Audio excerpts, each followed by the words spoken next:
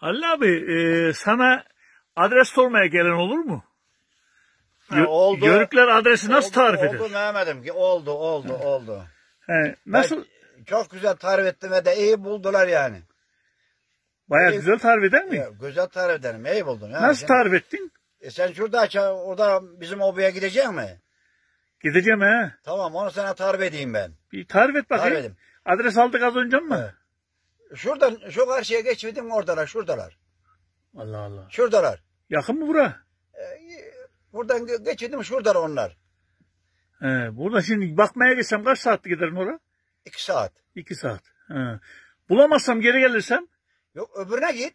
Ötekine gidelim he. O ileride. He. Şu ileride. O biraz daha uzak mı ondan gari? Ya o 4 saat. 4 saat. Allah Allah. Bulamadım geri geldim. Ne yaparız? Biraz ötekine ileride varacağım. O ne kadar? Çok mu yakın orası? Mehmet'im bak. Eğer şurada dediği zaman eğer çenesini kıpırdatmadan söylediyse 2 saat. Allah Yok, Allah. eğer çenesini öyle dedi de 4 parmağın geliyorsa parmağa göre birer saatten 4 saat yapar. Ama daha bulamadın. Daha yeniden tekrarlarsan kolunu kaldırırsa 6 saat. Ne yaparsan yap.